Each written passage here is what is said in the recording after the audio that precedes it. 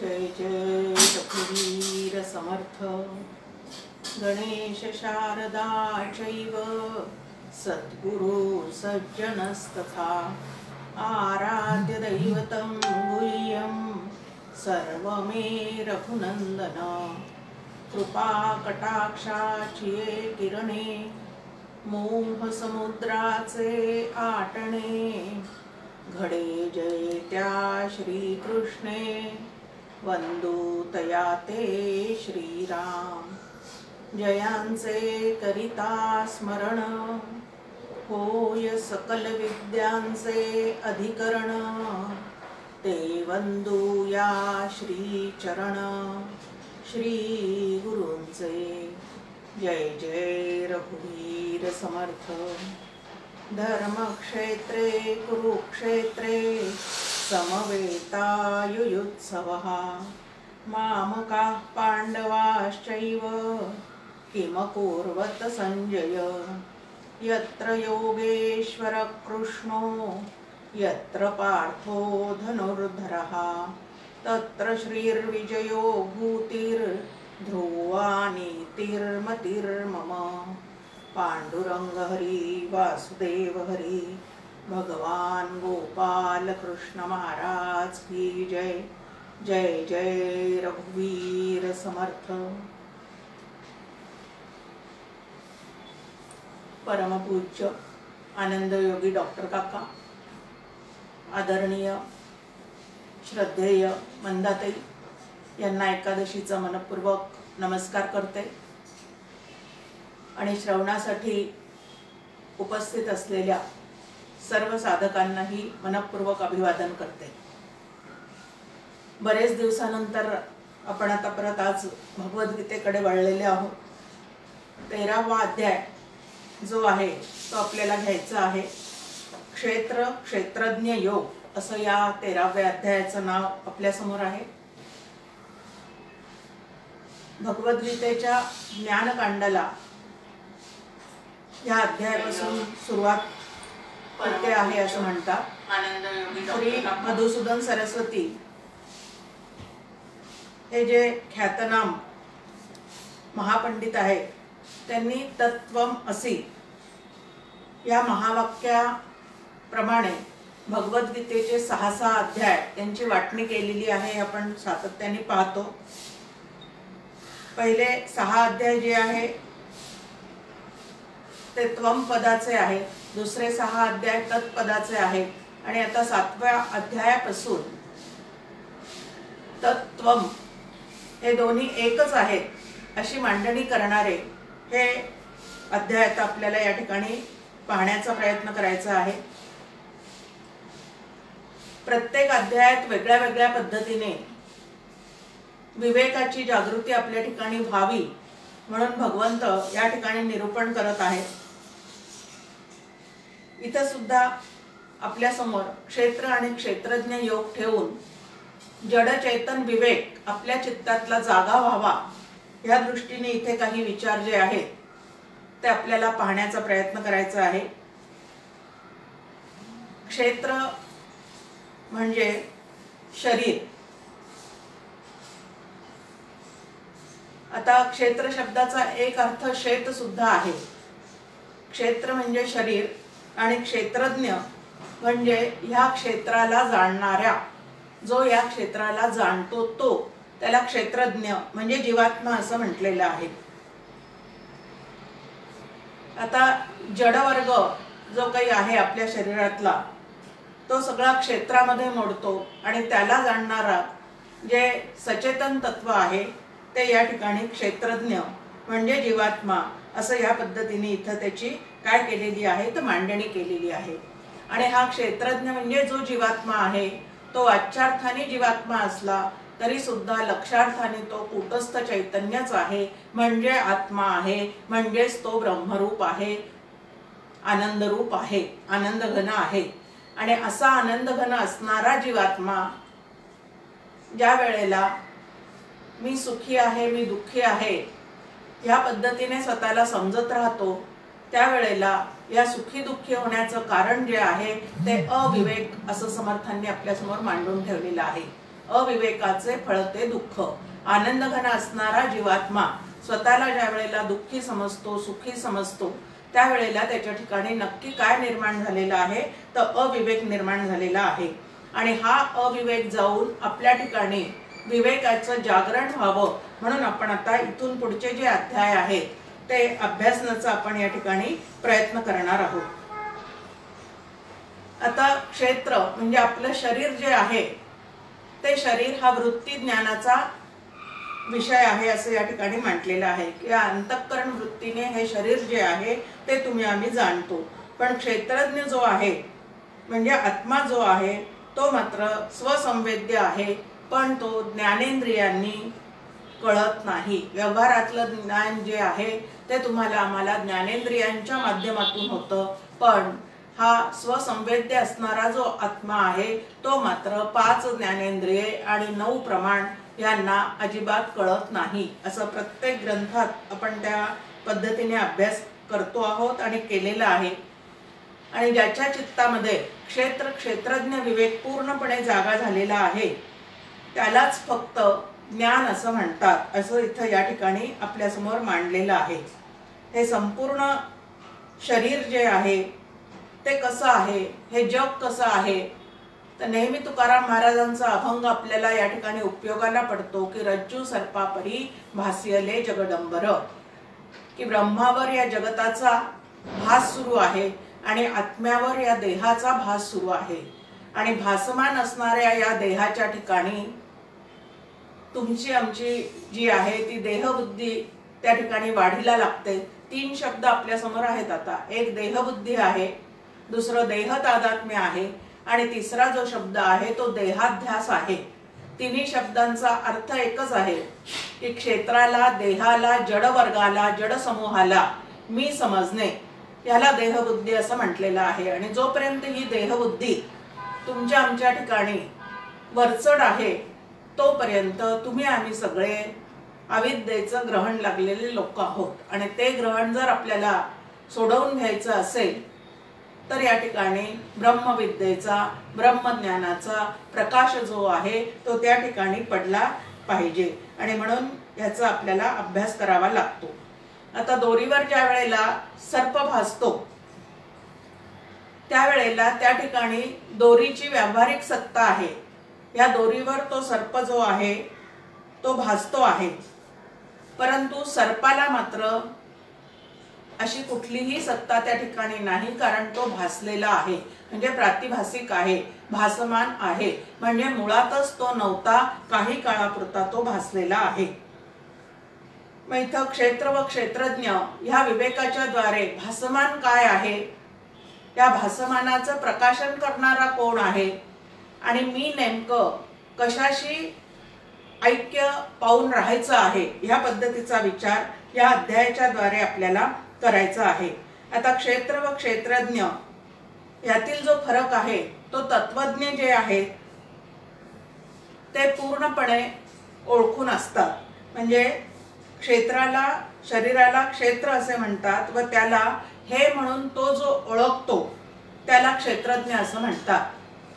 आता हा रुमाल आहे, हा ग्रंथ आहे, हे घड्याळ आहे, ही बांगडी आहे, ह्या पद्धतीने हा, ही, हे यामध्ये जे जे काही मोडतं ते आपल्यापासून भिन्न असतं आणि आपल्यापासून ते वेगळं असतं.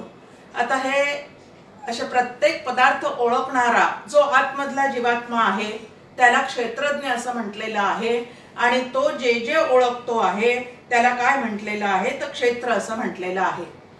एक छान पद्धतीने आपल्या समोर मांडणी की क्षेत्राला शेत सुद्धा म्हणतात.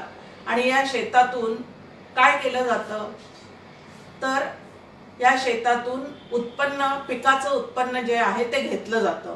मग आता शरीर हे सुद्धा एक शेत आहे.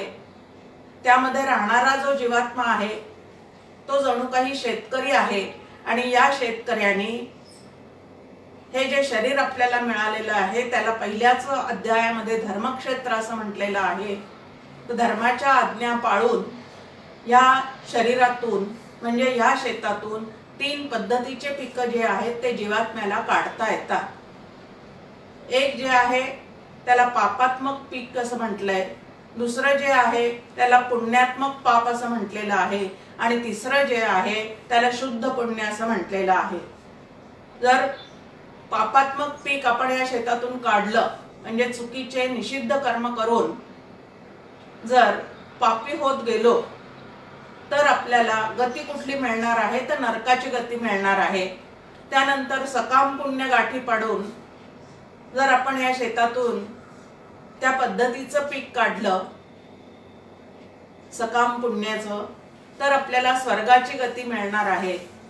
आणि जर स्वर्ग नरक या दोन्हीही कल्पना बाजूला सारून फक्त भगवंत भेटीसाठी म्हणून निष्काम पद्धतीने कर्म आणि उपासना जर आपण या क्षेत्राच्या म्हणजे शेताच्या माध्यमातून करत राहिलो तर शुद्ध पुण्य जे आहे ते या जीवात्म्याच्या गाठी पडणार आहे आणि त्यामुळे त्याच्या चित्तामध्ये पूर्ण जड चेतनात्मक विवेक निर्माण होऊन जड असणाऱ्या या संघातापासून अनासक्त होऊन तो पूर्णपणे आपल्या मूळच्या स्वरूपाला म्हणजे चैतन्य घन असणाऱ्या परमात्म्याला पूर्णपणे ओळखू शकतो. मुळात तो तोच आहे, पण देहबुद्धीमुळे देहाच्या अध्यासामुळे सद्यस्थितीमध्ये तो स्वतःच्या स्वरूपाला विसरून या जडवर्गाशी तादात्म्य पावलेला आहे.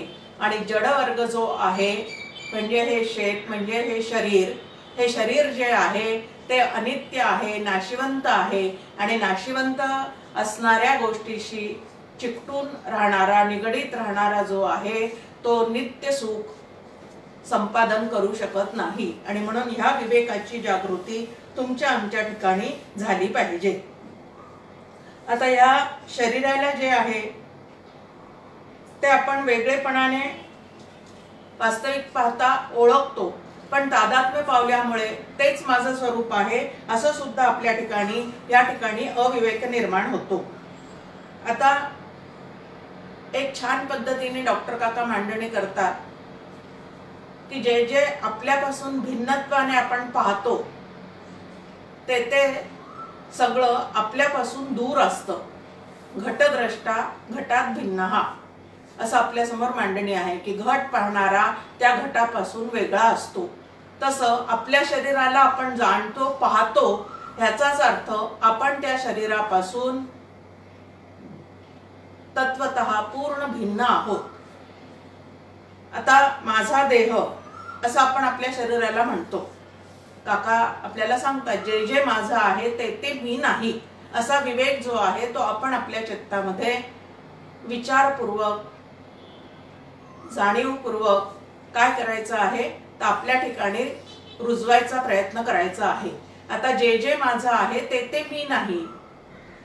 आता शरीराला आपण माझं असं म्हणतो. नेहमीचं उदाहरण आहे की खूप थकून आलेले असूत आपण काम करून बाहेर फिरून जाऊन आलो असू, इतकी चालायची सवय नसते, पण ज्या वेळेला सहलीसाठी म्हणून बाहेर पडतो तेव्हा वाजवीपेक्षा जास्ती चालतो स्थळ पाहण्याच्या निमित्ताने, पॉइंट्स पाहण्याच्या निमित्ताने. आणि मग आल्यानंतर आपण म्हणतो की माझं शरीर खूप ठणकत आहे. आता मी ठणकते असं कधी आपण म्हणत नाही, तर माझं शरीर ठणकतं ह्या पद्धतीने बोलतो. मग जे जे माझं आहे ते मी नाही असं एक आपण वर वाक्य पाहिलेलं आहे. मग आता माझं शरीर ज्या वेळेला आपण म्हणतो, माझं डोकं, माझं पोट, माझी मान, माझी कंबर, माझे हात, माझे पाय हे सगळे ठणकणारे अवयव. आता ज्या वेळेला यांना माझं म्हणतो त्यावेळेला ते मी असू शकत नाही. त्यानंतर एखादं काम आपण अत्यंत मन लावून करतो. बाबा रे मन लावून काम कर तर सिद्धीला जाईल असं आपण सांगतो सुद्धा एकमेकांना. मग आता माझं काम मी मन लावून करते असं ज्या वेळेला आपण म्हणतो त्यावेळेला ते मन सुद्धा त्याला सुद्धा आपण मी किंवा माझं असं म्हणतो. म्हणून ते सुद्धा आपल्यापासून कसं आहे तर आपल्यापेक्षा ते भिन्न आहे.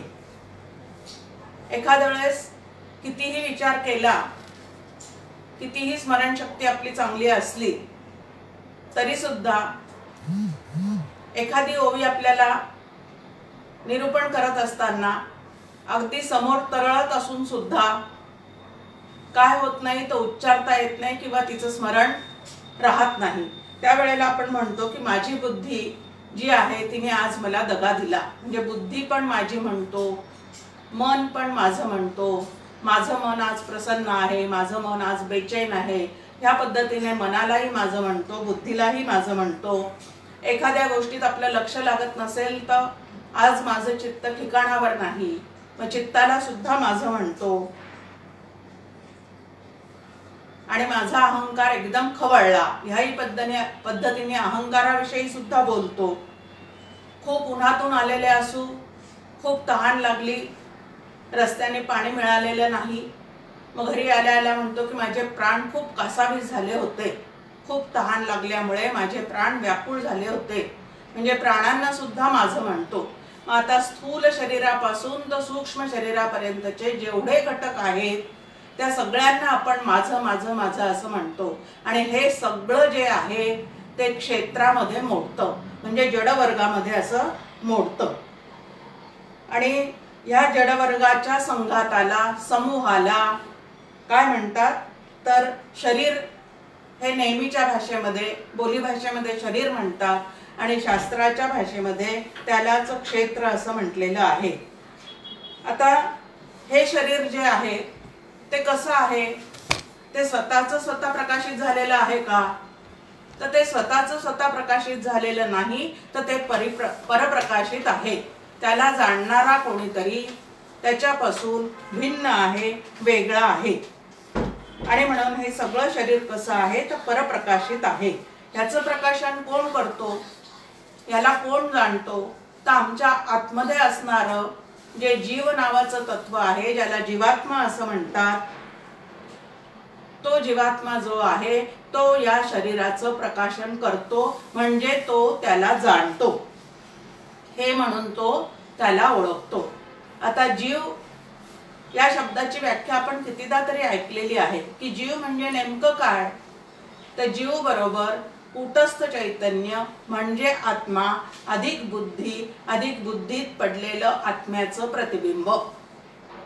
आता कूटस्थ चैतन्य जे आहे ते ज्ञानघन आहे, तो आत्मा आहे, तो ज्ञानघन आहे.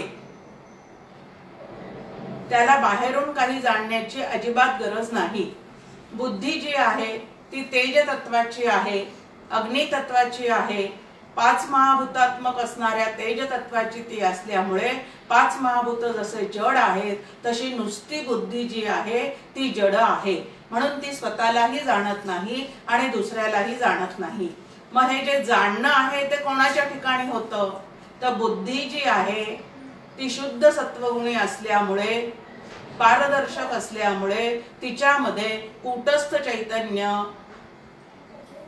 जे ज्ञान घन आहे त्याचा ज्ञान प्रकाश जो आहे तो बुद्धीमध्ये प्रस्फुटित होतो, म्हणजे फाकतो. आणि त्या ठिकाणी जो चिदाभास निर्माण होतो तो ऍक्टिव्हेट होतो आणि त्याला ही जाणण्याची जी क्षमता आहे बाहेरच्या गोष्टी, ती जाणण्याची क्षमता त्याच्या ठिकाणी प्राप्त होते. म्हणजे बुद्धीत पडलेल्या आत्म्याच्या प्रकाशाला म्हणजे चिदाभासाला ही जाणण्याची क्षमता जी आहे ती पूर्णपणे प्राप्त झालेली असते. आणि मग मनादिकांचा, बुद्धीचा, या सगळ्या शरीराचा उपयोग करून हा जीवात्मा जो आहे तो आपल्या जीवनातले सगळे व्यवहार जे आहेत तो करत असतो.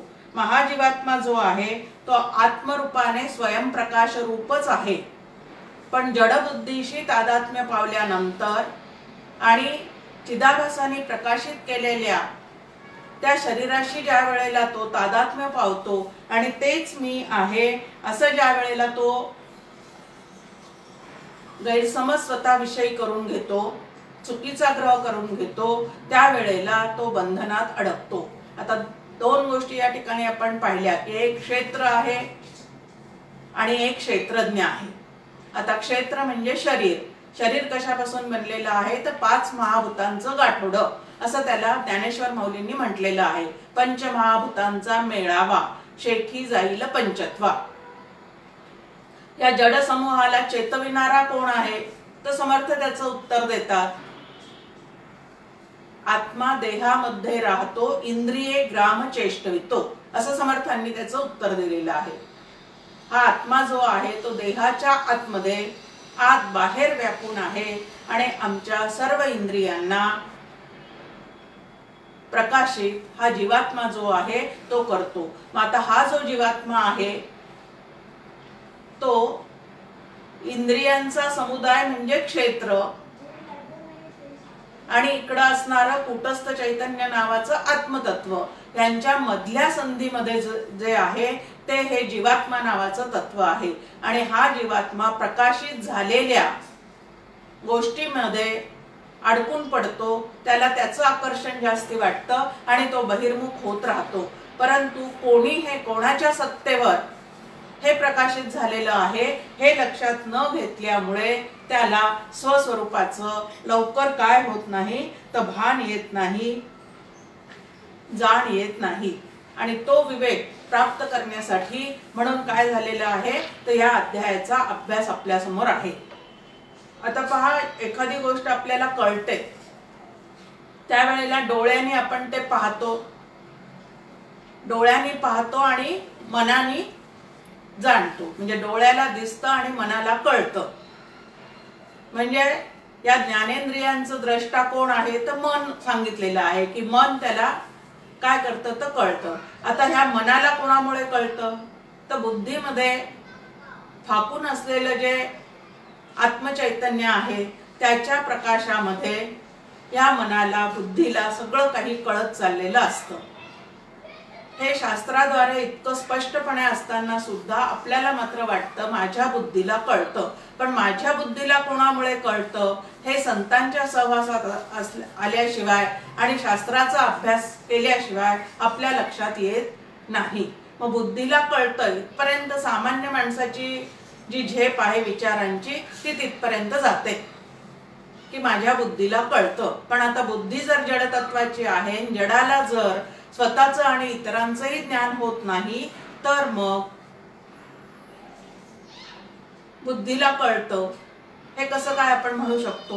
मग बुद्धीला कोणामुळे कळतं तर बुद्धीमध्ये चिदाभास चैतन्याचा प्रकाश पूर्णपणे फाकून राहिल्यानंतर ती बुद्धी ऍक्टिव्हेट होते आणि मग त्या ठिकाणी चिदाभासाला सगळं काही कळणं सुरू झालेलं असतं. मग इथं आपल्या समोर आहे की सर्व क्षेत्रामध्ये जो क्षेत्रज्ञ म्हणजे आत्मा म्हणजे जीवात्मा आहे तो वास्तविक पाहता ब्रह्मरूपच आहे. तो वास्तविक पाहता ब्रह्मरूपच आहे, चेतनच आहे. पण बुद्धीसारख्या जड तत्वाशी ऐक्य पावल्यामुळे आणि प्रकाशित झालेल्या सर्व जड पदार्थांचा जो समूह आहे, देह आहे, तोच मी आहे असा भ्रम त्याच्या ठिकाणी निर्माण झाल्यामुळे, कारण अविद्येचं कार्यच काय आहे,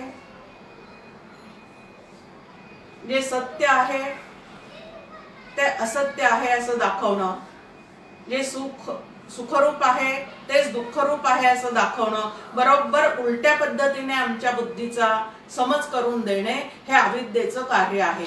आणि ते अविद्येचं कार्य जोपर्यंत आमच्या ठिकाणी सुरू आहे तोपर्यंत अविवेकाने तुम्हाला आम्हाला काय केलेलं आहे तर ग्रासलेलं आहे. कारण अनित्य असणाऱ्या गोष्टींनाच मी म्हणून मी काय केलेलं आहे तर दृढतेने धारण करून ठेवलेलं आहे.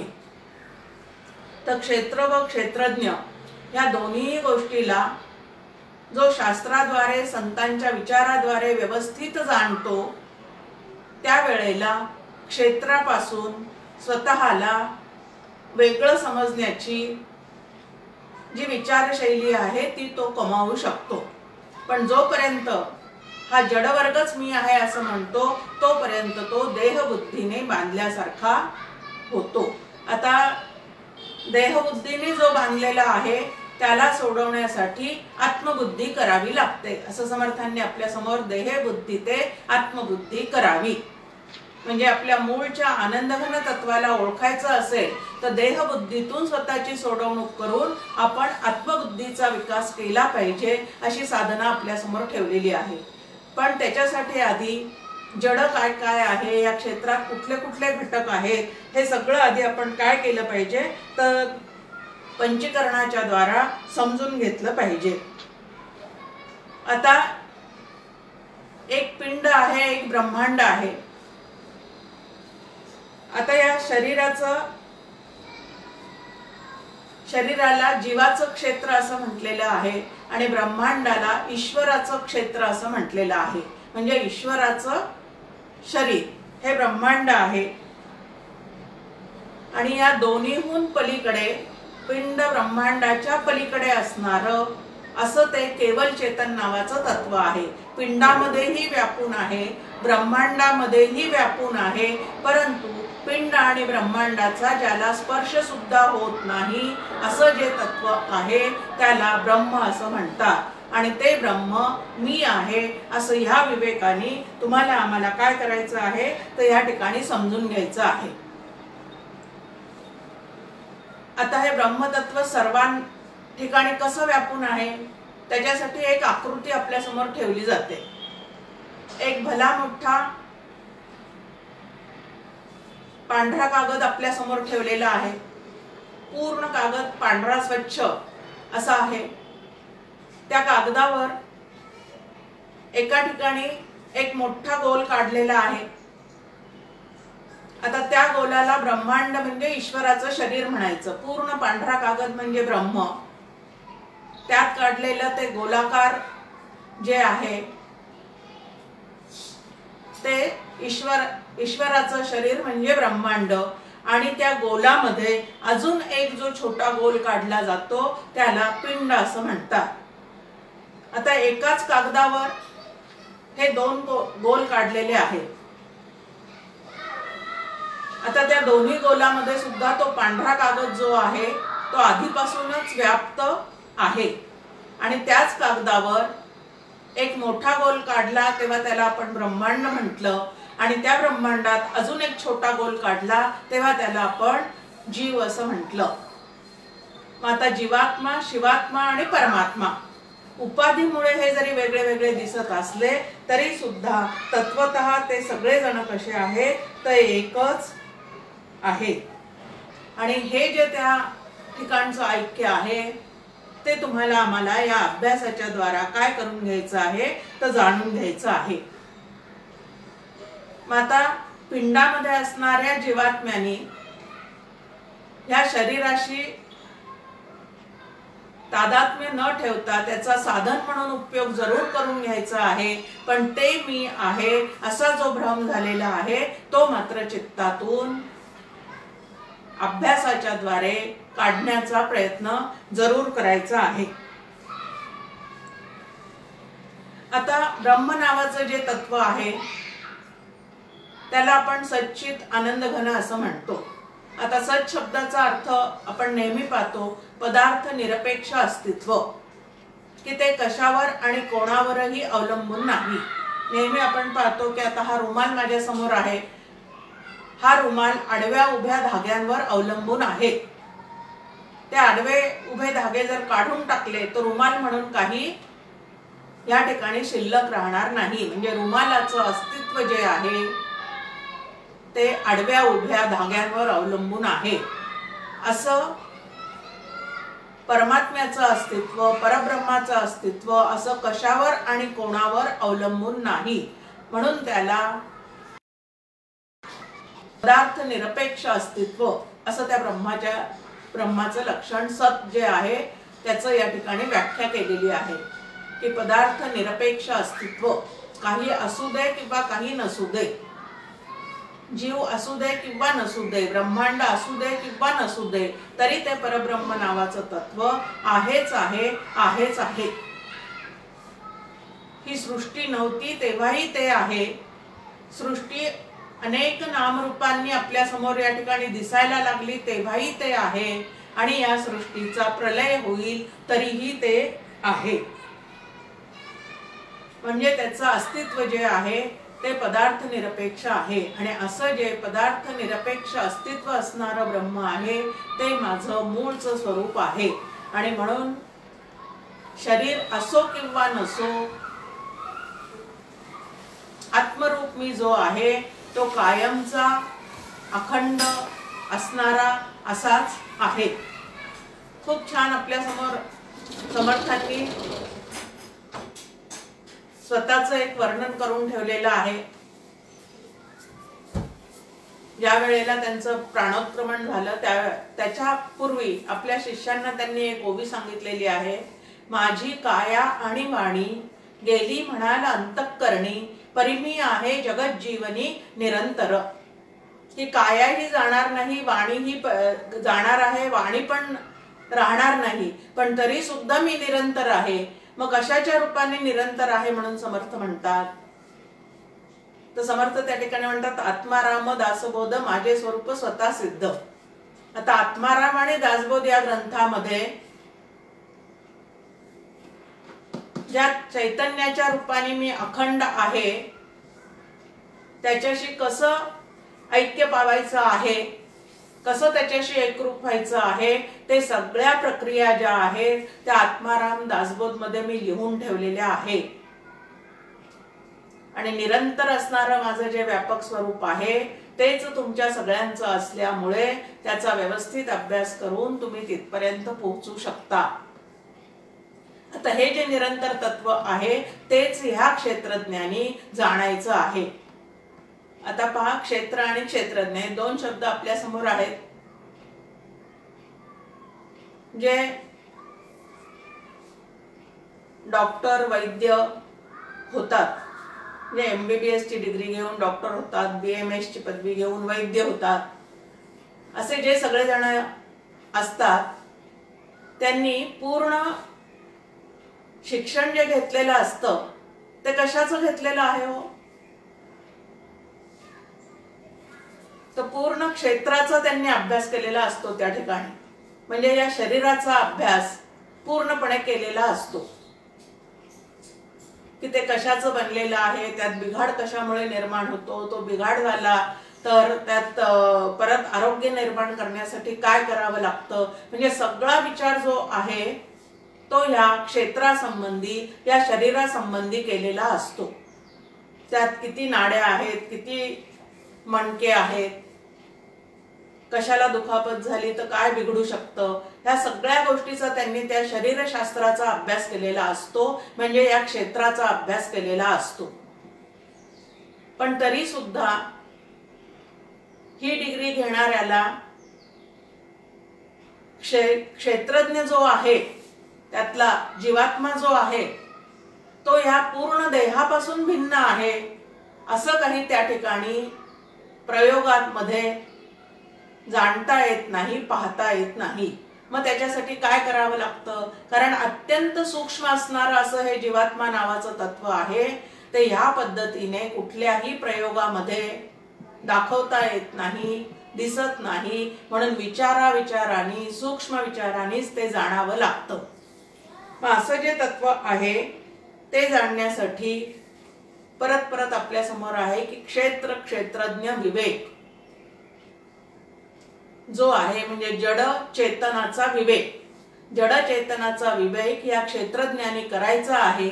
जड असणाऱ्या या शरीराचा साधन म्हणून उपयोग करायचा आहे आणि केवल चेतन असणाऱ्या तत्वाशी एकरूप होऊन पूर्णपणे जीवनमुक्तीचा आनंद लुटायचा आहे.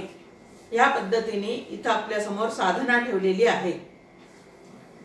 आता देहरूप क्षेत्र म्हणजे मी व ब्रह्मांडरूप क्षेत्रातील पदार्थ माझे आहेत असा भ्रम तुमच्या आमच्या ठिकाणी होतो. आणि मग देहाला अहंता आणि बाहेरच्या पदार्थाच्या ठिकाणी ममता अशा दोन गोष्टी त्या ठिकाणी फोफावत जातात आणि अहम ममतेच्या लवड सवडी माते न पवतीची बापुडी.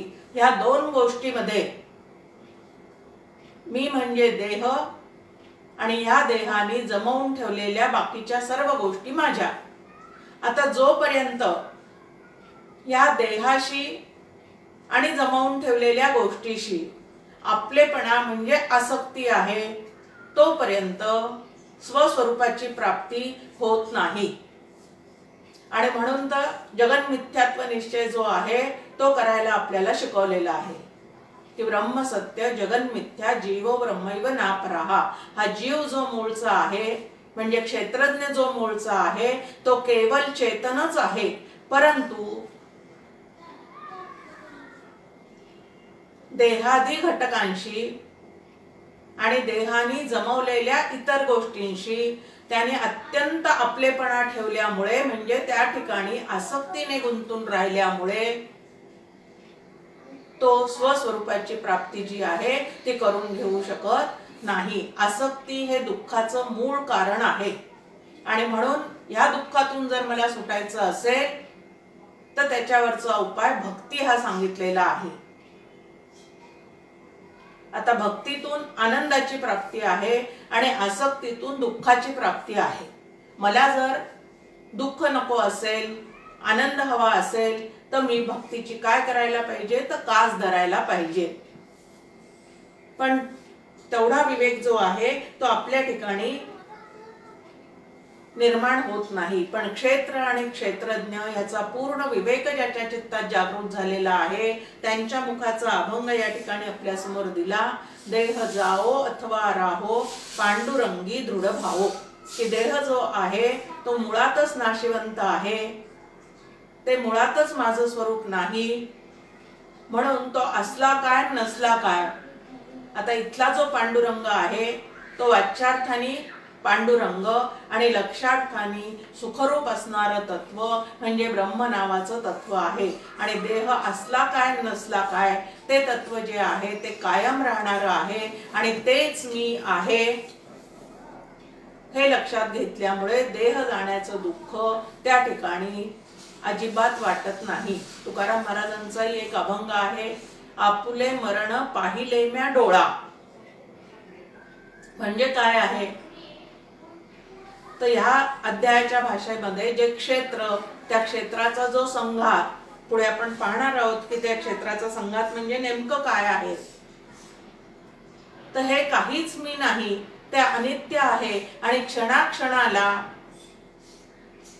ते जीर्ण जर्जर होत चाललेलं आहे हे आधीच लक्षात घेतल्यामुळे आपणच आपल्या डोळ्यांनी आपलं मरण पाहिलं, म्हणजे ते मी नाही असं मी जाणून घेतलं. या पद्धतीने आपुले मरण पाहिले म्या डोळा. नामदेव महाराजांचा एक अभंग, देह हे काळाचे भातुके. की काळ जो आहे तो या देहाच्या पाठीमागे लागलेला आहे, पण ब्रह्म नावाचं तत्व जे आहे ते कालातीत आहे आणि ते मी असल्यामुळे या मृत्यूच्या काळाची अजिबात भीती वाटत नाही. याचा सगळ्याचा उद्देश काय आहे, कारण भय हा एक दुःखाचा प्रकार आहे आणि जोपर्यंत आपल्याला आपल्या मृत्यूचं भय सतत सतावत आहे तोपर्यंत वरून जरी आपण सगळ्यांना सांगत असलो की मी आनंदी आहे, मी सुखी आहे, तरी भय या विकाराने अंतःकरणाला ग्रासलेलं असेल तर आपण त्या ठिकाणी दुःखीच असतो. कारण भय हा एक काय आहे तर विकार आहे. आता क्षेत्र व क्षेत्राचे विकार जे आहेत ते 3ऱ्या श्लोकापासून तर 6व्या श्लोकापर्यंत या ठिकाणी आपल्या समोर ठेवलेले आहे. आता 36 तत्वांचा हा क्षेत्राचा विचार जो आहे तो या ठिकाणी मांडलेला आहे आणि ज्ञानेश्वर माऊलींनी सुद्धा 36 तत्वेच त्या ठिकाणी स्वीकारलेली आहेत. समर्थांनी मात्र अजून त्याचं स्पष्टीकरण करत करत 84 तत्वांचा हा संघात सांगितलेला आहे. आता इथं म्हटलेलं आहे, भगवंत म्हणतात अर्जुनाला की हा क्षेत्र, त्याचे असलेले विकार, ते ज्या कारणापासून होतात ते सगळं आणि त्याचा असणारा प्रभाव हे सगळं मी तुला आता थोडक्यात सांगतो. अनेक ऋषींनी, अनेक मुनींनी ह्याच्यावर भरपूर विचार करून क्षेत्रज्ञ हा क्षेत्रापासून वेगळा आहे असा काय केलेला आहे तर निष्कर्ष काढलेला आहे. उपनिषदामध्ये सुद्धा त्याची मांडणी करून ठेवलेली आहे. आता हा संघात कशा कशाचा आहे तर 5 महाभूते, पृथ्वी, आप, तेज, वायू, आकाश, हे 5 महाभूत. त्यानंतर अहंकार, बुद्धी, अव्यक्त, 11 इंद्रिये, 5 ज्ञानेंद्रियांचे 5 विषय, इच्छा, द्वेष, सुख, दुःख, देहातील इंद्रियांची रचना, चेतन तत्व व धैर्य ह्या विकारांचे हे क्षेत्र थोडक्यात सांगितलेले आहे। म्हणजे 36 तत्वांचे हे क्षेत्र, या क्षेत्राचं स्वरूप ह्या पद्धतीचं सांगितलेलं आहे। आता बदल म्हणजे विकार हे या शरीराचं स्वरूपच आहे। आपण नेहमी पाहतो की या शरीराला 6 विकार आहेत। अस्ति, जायते, वर्धते, विपरिमनते, अपक्षीयते आणि म्रियते। या 6 विकारांनी हे शरीर जे आहे ते बद्ध झालेलं आहे। पण आतमध्ये असणारं जे आत्मा नावाचं तत्व आहे ते मात्र निर्विकार आहे। जे निर्विकार आहे त्याच्यामध्ये कधीही बदल होत नाही। ते आनंद घन असल्यामुळे त्याच्या ठिकाणी दुःखाचा स्पर्श सुद्धा नाही। पण त्याला सोडून हे बदलणारं शरीर, परिवर्तनशील शरीर, प्रत्येक क्षणाला हळूहळू अपक्षय होणारं हे शरीर जे आहे तेच मी आहे असं मी मानल्यामुळे पूर्ण सुखाचा अनुभव आपल्याला या ठिकाणी येऊ शकत नाही। आता हे 36 प्रकारांनी बदलते। पाहतो आपण आपल्या सुद्धा 3 अवस्था या शरीराच्या द्वारे आपण भोगतो। बाल्यावस्था, तारुण्यावस्था आणि वार्धक्य अवस्था।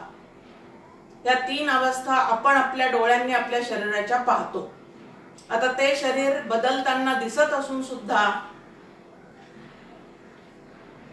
त्या बदलणाऱ्या शरीराकडून ज्या वेळेला आपण न बदलणाऱ्या सुखाची अपेक्षा करतो त्यावेळेला आपणच आपली फसवणूक करून घेत नाही का? जे नित्य बदलणारं आहे त्या ठिकाणी, जे नेहमी परिवर्तनशील आहे त्याच्या ठिकाणी अपरिवर्तनीय असा आनंद किंवा सुख कधी आम्हाला प्राप्त होऊ शकेल का? मग जे ज्याच्याजवळ मुळीच नाही त्याच्याकडून त्याची ती अपेक्षा ज्या वेळेला आपण करतो त्यावेळेला तिथं दुःख झाल्याशिवाय अजिबात राहत नाही। आणि म्हणूनच या ठिकाणी विवेकाची काय आहे तर अत्यंत गरज आहे। आता हे क्षेत्र कसे आहे, कशाचे आहे, त्याचा उपयोग काय आहे, त्याच्याशी तादात्म्य पावल्याने काय होणार आहे आणि त्याचा साधन म्हणून उपयोग करून घेऊन आतल्या चैतन्याचा शोध घेतल्याने मला नेमकं काय फळ मिळणार आहे, हे सगळं आपण काय करायचं आहे ते या ठिकाणी शिकून घ्यायचं आहे। आता पृथ्वी जी आहे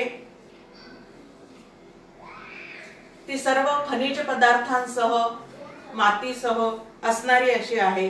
त्यानंतर आप नावाचं तत्व, पूर्णपणे पाणी, तेज आहे। त्या तेजामध्ये 2 गुण आपल्याला दिसतात। एक अग्नी आहे म्हणजे प्रकाश देणं आणि उष्णता। नंतर वायूमध्ये साधारण वाहणारा वारा आणि प्राणवायू, आणि आकाशाच्या ठिकाणी पूर्णपणे असणारी स्पेस ज्याला आपण पोकळी असं म्हणतो ती पोकळी। आता ह्या 5 महाभूतांपासून त्यांनी ईक्षण केलं, त्यांनी हे निर्माण केलं, त्यात तो प्रविष्ट झाला। अशा उपनिषदांची मांडणी जी आहे ती या दृश्य जगतासंबंधीची मांडणी आपण कित्येकदा तरी ऐकलेली आहे की ईक्षण झाले, एकाकी न रमते असं त्या परमात्म्याला वाटल्यामुळे त्यांनी काय केलं, ईक्षण केलं, म्हणजे बहु व्हावे हा संकल्प केला आणि त्याच्यातून नंतर हे सगळं काय झालेलं आहे तर निर्माण झालेलं आहे। आता या महाभूतांच्या सूक्ष्म भागापासून तन्मात्रा म्हणजे अपंचीकृत महाभूत, याला विषय असं म्हटलेलं आहे, ते तयार झालेलं आहे। त्याच्यातून अंतःकरण निर्माण झालं। स्थूल भागापासून काय निर्माण झालेलं आहे तर स्थूल भागापासून आपलं शरीर झालेलं आहे, सूक्ष्म भागापासून अंतःकरण झालेलं आहे। या पद्धतीची मांडणी। आता हे जे आपल्या समोर मांडलेले आहेत ते कसं आहे तर स्थूल शरीर। आता या ठिकाणी स्थूल या शब्दाचा अर्थ जाड वगैरे अशा पद्धतीचा नाही। तो माणूस काय स्थूल आहे असं आपण म्हणतो, पण इथं त्या जाडीशी वगैरे असा त्या आकाराशी संबंध नाही। तर स्थूल शरीर म्हणजे काय आहे तर अस्थि मांसांचे दिसणारे असे जे दृश्य शरीर जे आपण आपल्याला आरशात पाहू शकतो, एकमेकांचं शरीर आपण पाहू शकतो, त्याला स्थूल शरीर असं म्हटलेलं आहे। आता हे शरीर आपल्या ठिकाणी ज्या वेळेला तयार होतं त्यावेळेला या शरीराच्या आतमध्ये शरीर म्हणजे मी असं समजून त्यामध्ये आसक्ती ठेवणारा आणि देह बुद्धी या सगळ्या गोष्टी मीच आहे असं म्हणून आपल्याला नाचवणारा जो अहंकार आहे तो त्या ठिकाणी प्रगट होतो. देहाविषयीचा अहंकार, बुद्धीविषयीचा अहंकार, परिस्थितीविषयीचा अहंकार जो आहे तो या देहाच्या आतमध्ये निर्माण होतो. अहम अहम कारयति इति अहंकारः. आणि पृथ्वी तत्वापासून हा अहंकार झाल्यामुळे तो तिच्या इतकाच जड आहे म्हणून हलता हलत नाही. विशेषतः बुद्धी सापेक्ष अहंकार जो आहे तो आपल्या चित्तातून लवकर जात नाही. माझ्या बुद्धीला समजतं या पद्धतीने तो आपल्या मानगुटीवर बसलेला असतो. नवल अहंकाराचे गोठी विशेष न लगे अज्ञाना पाठी ज्ञानियांचे झोंबे कंठी नाना संकटी नाचवी. असं त्या अहंकाराचं वर्णन जे आहे ते ज्ञानेश्वर माऊलींनी करून ठेवलेलं आहे.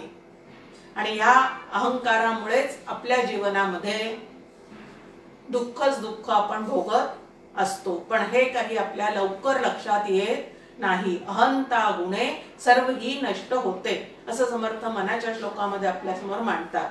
अहंकार विस्तारला या देहाचा.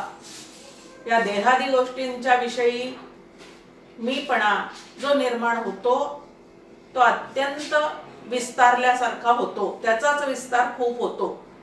आणि ज्या वेळेला हा अहंकार देहाशी बुद्धीशी निगडित होतो तेव्हाच त्याला आपण देहाभिमान, बुद्धीचा अभिमानी, राष्ट्राचा अभिमानी, वैभवाचा अभिमानी ह्या पद्धतीने बोलतो. आणि मग त्याचे अभिमानाचे कितीतरी सूक्ष्म पदर जे आहेत ते समर्थांनी 21 समासी दासबोधातल्या 13व्या समासामध्ये आपल्या समोर मांडून ठेवलेले आहेत की हा अहंकार किती पद्धतीने तुमच्या आमच्या ठिकाणी आतमध्ये खोलवर गेलेला असतो आणि तो लवकर चित्तातून काढता येत नाही. नंतर बुद्धी नावाचं तत्व सांगितलेलं आहे. आता हे जे आहे ते तेज, महाभूत व सत्वगुण यांच्यापासून काय झालेलं आहे तर बनलेलं आहे. निश्चयात्मका वृत्ती इति बुद्धी. असं निश्चय करण्याचं सामर्थ्य, निर्णय घेण्याचं सामर्थ्य जे आहे ते या बुद्धीच्या ठिकाणी असतं. आणि या बुद्धीच्या आतमध्येच काय असतं तर वासना नावाची गोष्ट जी तुमच्या आमच्या जन्म मरणाला कारणीभूत होते. अशी जी सूक्ष्म वासना आहे ती या बुद्धीच्या आतमध्येच दडून राहिलेली असते. मग आता ही बुद्धी जी आहे एक वासनानुसारी काम करते आणि एक शास्त्रानुसारी काम करते. साधकांनी आपल्या बुद्धीला नेहमी शास्त्रानुसारी वापरण्याचं बळ जे आहे ते विकसित केलं पाहिजे. वासनानुसारी जर बुद्धी काम करत असेल तर ती तुम्हाला आम्हाला या जन्म मरणाच्या चक्रामध्ये अडकवते सुद्धा आणि चुकीचे निर्णय घ्यायला भाग पाडून तुमचं आमचं जीवन जे आहे ते रसातळाला सुद्धा नेऊ शकते. म्हण आहे आपल्या समोर, विनाशकाले विपरीत बुद्धी. आपला जर विनाश व्हायची वेळ आलेली असेल तर या बुद्धीचे निर्णय वासनेनुसारी सारखे चुकतच जातात आणि आपणच आपला विनाश जो आहे तो घडवून आणतो. आणि म्हणून वासना जरी बुद्धीमध्ये राहत असेल त्या पद्धतीने आतमध्ये तुम्हाला आम्हाला सारखे त्याचे स्फुरण होत असेल वासनानुसारी, तरी साधकांनी मात्र काय करायचं आहे तर वासनानुसारी न वागता शास्त्रानुसारी आपली बुद्धी विकसित करून त्या पद्धतीने वागण्याचा प्रयत्न करायचा आहे. त्यानंतर एक अव्यक्त नावाचं तत्व दिलेलं आहे. आता हे अव्यक्त नावाचं तत्व जे आहे ते तुमच्या आमच्या आतमध्ये जीव जेव्हा गाढ झोपेत लीन असतो तेव्हा त्याचा अनुभव घेणारा तो प्राज्ञ जीवाभिमानी, तिथला जो अभिमानी आहे त्याला प्राज्ञ असं म्हटलेलं आहे. तेच अव्यक्ताचं काय आहे तर स्वरूप आहे. सृष्टीचा लय होताना सृष्टी जिथून निर्माण झालेली आहे तिथेच परत ती काय होते तर प्रकृतीमध्येच लीन होते. आणि असं जे तत्व आहे त्याला अव्यक्त असं म्हटलेलं आहे. त्यानंतर 5 ज्ञानेंद्रिये, डोळे, कान, त्वचा, नाक आणि जिव्हा असे 5 ज्ञानेंद्रिये, त्यांचे 5 विषय असा सगळा भाग आपल्या समोर पंचकरणामध्ये ठेवलेला आहे की रूप हा काय आहे, डोळ्याचा विषय आहे. आणि जिव्हा जी आहे ती काय आहे तर चवीच्या संदर्भामध्ये ती ज्ञानेंद्रिय असून बोलण्याच्या क्रियेच्या संदर्भामध्ये तिलाच काय म्हटलेलं आहे तर वाणी म्हटलेलं आहे.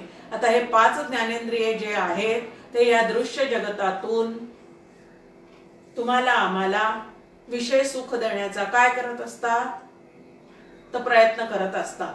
म्हणजे आता डोळा नुसतं रूप दाखवतो, पण त्याने रूप दाखवल्यानंतर त्याविषयीचं अनुकूल प्रतिकूल भाव मात्र मनामध्ये निर्माण होत असतो. आणि मनामध्ये तो निर्माण झाल्यानंतर ते घ्यायचं का टाकायचं हा निर्णय जो आहे तो मात्र बुद्धी घेत असते. या पद्धतीने ते सगळं आपल्या आतमध्ये चाललेलं असतं. तर हे 5 ज्ञानेंद्रिये, त्यानंतर 5 कर्मेंद्रिये जी आहेत त्यांच्याद्वारे आपल्या क्रिया चाललेल्या असतात. बुद्धीतले निर्णय मनाच्या द्वारे इंद्रियांपर्यंत पोहोचतात आणि इंद्रियांनी केलेल्या क्रिया मनाच्या द्वारे परत बुद्धीपर्यंत पोहोचवल्या जातात. या मनाला म्हणून 2 वेचं काम ते करतं. या पद्धतीने मांडणी संतांनी केलेली आहे. मग सगळा उपदेश जो केलेला आहे तो या मनाला केलेला आहे की मनाला वळण लावा, कारण ते काय आहे तर 2 वेचं काम करणारं मधलं माध्यम आहे. मग 7वं जे सांगितलेलं आहे ते मन सांगितलेलं आहे. व्यवहार आणि परमार्थाच्या दृष्टीने अतिशय महत्वाचा घटक म्हणजे हे मन. सगळ्या संतांनी सुद्धा या मनाची समजूत कशी घालायची, त्याला वळण कसं लावायचं, त्याचा उपयोग कसा करून घ्यायचा, या पद्धतीने आपल्या समोर काय केलेलं आहे तर निरूपण करून ठेवलेलं आहे. यावरून एक गोष्ट आपल्याला नक्की लक्षात येते की ज्या अर्थी मनाला इतका उपदेश केलेला आहे त्या अर्थी ते अंगी बाळगण्याचं सामर्थ्य सुद्धा ह्या मनाजवळ नक्कीच आहे. पण ते सामर्थ्य जे आहे त्याचा आम्ही विचार करत नाही. या मनशक्तीचा आपण विचार करत नाही. आता मन कशा पद्धतीचं आहे, मन बळिया माझी बळी करी धैर्याची राख रांगोळी असं नाथ महाराज म्हणतात. तर तुकाराम महाराज आपल्याला म्हणतात मन करा रे प्रसन्न सर्व सिद्धीचे कारण. समर्थ आपल्याला सांगतात मनाच्या तोडून ओढी श्रवणी बैसावे आवडी काळ घडी ने घडी सार्थकची लावावा. व्यवहारात सुद्धा आपण म्हणतो अरे मनावर घेतल्याशिवाय, मन लावून काम केल्याशिवाय कुठलीही गोष्ट सिद्धीला जात नाही. आता क्षेत्रज्ञाचा विवेक आपल्यामध्ये रुजावा असं आपल्याला वाटत असेल तर मन लावून आपण काय केलं पाहिजे, या चिंतनाचा, या निरूपणाचा, या सद्ग्रंथांचा मनापासून अभ्यास केला पाहिजे. आणि या मनाला वळण लावलं पाहिजे, कारण हे मनच आम्हाला बंधनात सुद्धा अडकवतं आणि मुक्तीपर्यंत सुद्धा घेऊन जातं. मनएव मनुष्यानाम कारणम बंध मोक्षयोः. आणि म्हणून मनच माणसाचा मित्र पण आहे, मनच माणसाचा शत्रू पण आहे. म्हणजे जीवात्म्याचा शत्रू पण होऊ शकतो आणि मित्र पण होऊ शकतो. आणि म्हणून या मनाला अतिशय छान वळण आपण लावलं पाहिजे. त्यानंतर तुकाराम महाराजांचा अजून एक आपल्या समोर अभंग आहे, संचित तैसी बुद्धी उपजे मनामध्ये. आत्ताच आपण म्हटलं की पूर्वजन्मीच्या कर्मातून निर्माण झालेल्या ज्या वासना आहेत त्या बुद्धीमध्ये राहतात आणि तिथून त्या प्रेरित होतात. म्हणजे संचित तैसी बुद्धी उपजे मनामध्ये, की त्या वासना त्या बुद्धीमध्ये प्रस्फुटित होतात. मग मनाच्या द्वारे तुम्हाला आम्हाला काय लावतात, मागे झक्कू लावत असतात. आणि म्हणून मन नावाचं जे उपकरण भगवंताने आम्हाला सुंदर दिलेलं आहे त्याचं सुंदर वळण लावून त्याचा जास्तीत जास्त उपयोग जो आहे तो या परमार्थामध्ये तुम्हाला आम्हाला करून घेता येतो. मानसपूजेच्या द्वारे हे मन भगवंताजवळ सतत ठेवण्याची एक सुंदर अशी साधना जी आहे ती आपल्याला पादसेवन भक्तीमध्ये, अर्चन भक्तीमध्ये समर्थांनी खूप छान पद्धतीने सांगून ठेवलेली आहे की या मनाला. आणि कसं आहे हे मन अतिशय चंचल आहे म्हणतात, वायू तत्वाचं असल्यामुळे अतिशय चंचल आहे, त्याला रजोगुणाचा खांदा आहे. मग आता ह्या मनाला जर आम्हाला मित्र करून घ्यायचं असेल तर त्याचा रजोगुणाचा खांदा काढून त्याला सत्वगुणाचा आधार द्यावा, म्हणजे हे मन जे आहे ते तुम्हाला आम्हाला नक्की साधनेमध्ये खूप छान पद्धतीने उपयोगात आणता येतं. तू मन हे मीची करी, माझी भजनी प्रेम धरी, मज एका ते नमस्कारी निरंतर. अशी आपल्या समोर एक साधना या मनाच्या द्वारे करता येते हे सांगून ठेवलेलं आहे.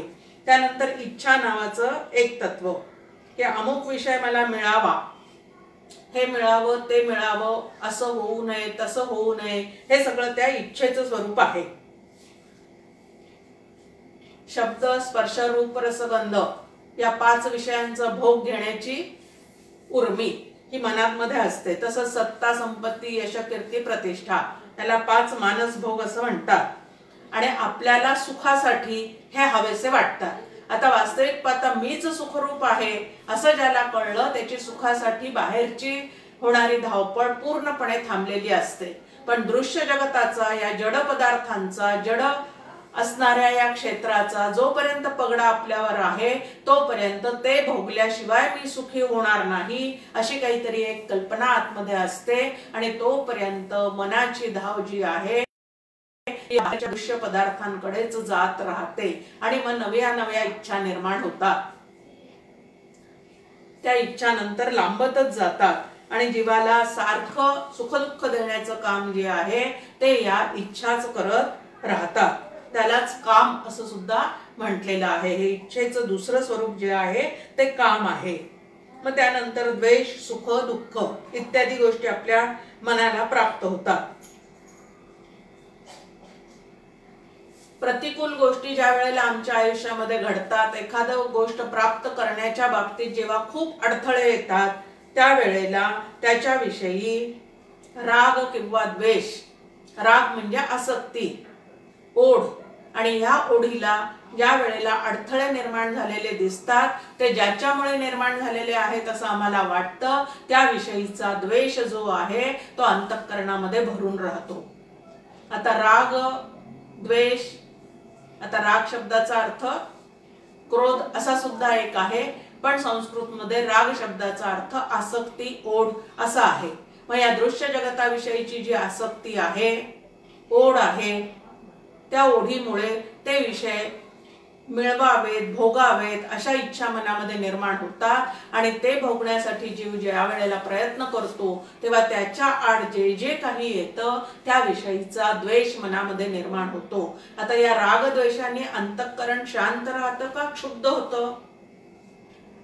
तर क्षुब्ध होतं.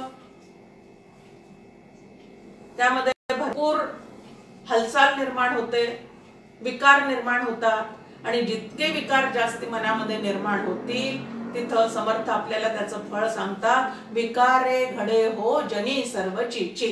मग तो कुठलाही विकार असू दे, काम, क्रोध, लोभ, मद, मत्सर, भय या 6 विकारापैकी कुठलाही विकार जर आमच्या अंतःकरणामध्ये उफाळून आला तर त्या विकारापायीच आम्हाला दुःख होतं. पण आम्हाला मात्र समोरची व्यक्ती आम्हाला दुःख देते असं वाटतं. वास्तविक पाहता समोरच्या व्यक्तीपेक्षा सुद्धा माझ्या आसक्तीमुळे, माझ्या ओढीमुळे मला जास्ती दुःख निर्माण होतं. हे मात्र आपल्या लक्षात येत नाही जोपर्यंत संतांच्या सहवासात येत नाही. आता सुख आणि दुःख हे कोणाला होतात? जड पदार्थाला तर ते होत नाही. मग ते कोणाला होतात? तर जीवात्म्याला होतात, क्षेत्रज्ञाला होतात. आता सुख म्हणजे काय? तर अनुकूल संवेदनेला सुख असं म्हणतात आणि प्रतिकूल संवेदनाला दुःख असं म्हणतात. आता प्रतिकूल संवेदना आपल्याला कोणालाच नको वाटतात आणि अनुकूल संवेदना मात्र सतत माझ्या जीवनात मला सतत अनुकूलताच प्राप्त होत राहावी असं जरी तुम्हाला आम्हाला कितीही वाटलं तरी या दृश्य जगतामध्ये ते शक्य आहे का? आता हे सुख आणि दुःख जे आहेत ते जुळे भावंड आहेत. एका बरोबर दुसरं ताबडतोबच आलेलं असतं. काही क्षणाचा कालावधी गेला की एकदा सुख एकदा दुःख, एकदा सुख एकदा दुःख, सुख सुख म्हणता आहे दुःख ठाकून आले असं समर्थांनी त्याचं वर्णन केलेलं आहे. मग सुख दुःख हे कशातून निर्माण होतात? तर इच्छेमधून निर्माण होतात, अनुकूल प्रतिकूल भावापासून निर्माण होतात आणि म्हणून अनुकूल आणि प्रतिकूलता या दोन्हीही गोष्टी बाजूला सारून उदासीन वृत्ती, 3 प्रकारच्या प्रतिक्रिया आपल्या अंतःकरणाच्या सांगितलेल्या आहेत. एक अनुकूल, एक प्रतिकूल, तिसरी उदासीन.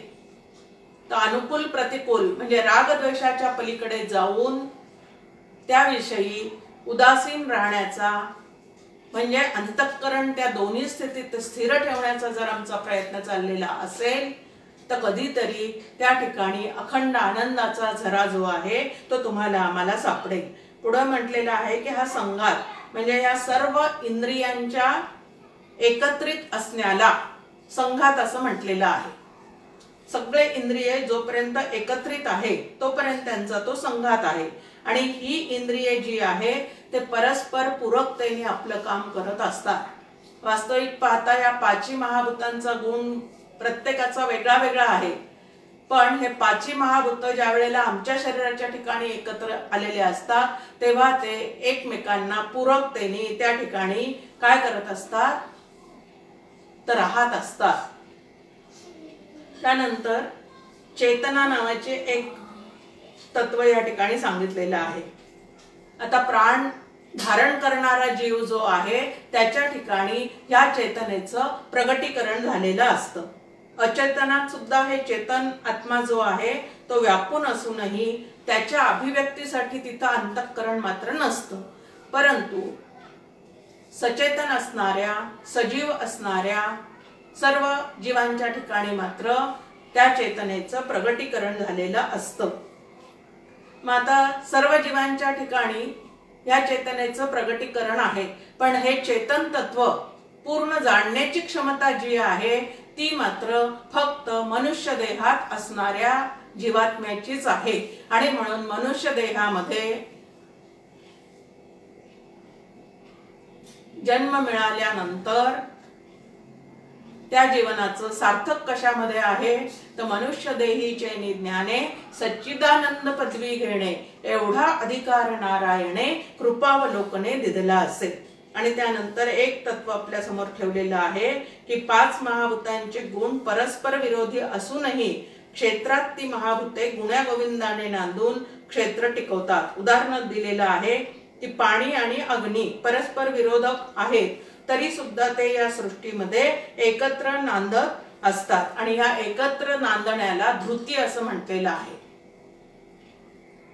आता असे हे 36 तत्वांचे क्षेत्र, 5 महाभूते, बुद्धी, अव्यक्त, अहंकार, 10 इंद्रिये म्हणजे 5 ज्ञानेंद्रिये, 5 कर्मेंद्रिये, त्यांचे 10 विषय, मन, इच्छा, द्वेष, सुख, दुःख, त्यानंतर या सगळ्यांचा मिळून जो एक संघात निर्माण झालं ते एक तत्व, चेतना तत्व आणि धृती असे हे क्षेत्र जे आहे ते असं 36 तत्वांचं असून हे जो जाणतो त्याला क्षेत्रज्ञ असं म्हणतात. आता हे सगळं जाणून त्यांनी काय करायचं आहे तर यातलं चेतन तत्व कुठलं आहे, अचेतन घटक किती आहे, अचेतनाशी मी एकरूप होऊन राहिलो तर त्याचा परिणाम काय आहे आणि केवळ चेतन तत्व समजून घेऊन तेच मी आहे असा पूर्ण निश्चयात्मक बोध जर माझ्या बुद्धीला झाला तर त्याचा मला होणारा लाभ काय आहे हे सगळं तपासून पाहून आपल्या जीवनाची घडी जी आहे ती व्यवस्थित बसवून घेता येऊ शकते. बाकीचे श्लोक जे आहे ते पुढे पाहू. इथं आपल्या समोर म्हटलेलं आहे की या क्षेत्राला चेतना प्रदान करणारा तोच कोण आहे तर भगवंत आहे. क्षेत्राला विवेकाने बाजूला सारून आत्मरूप कृष्ण चैतन्याशी, आता इथं कुटस्थ चैतन्य जे आहे त्यालाच आत्मा म्हणतात आणि त्यालाच भक्तीच्या भाषेमध्ये कृष्ण चैतन्य, राम चैतन्य ह्या पद्धतीने बोललं जातं. तर त्याच्याशी एकरूप होऊन जीवरूप चैतन्याने काय करायचं आहे तर त्या कृष्ण चैतन्याशी एकरूप होऊन देहरूप साधनाचा उपयोग करून त्याच्याशी एकरूप होऊन आनंदाने राहायचं आहे. जय जय रघुवीर समर्थ.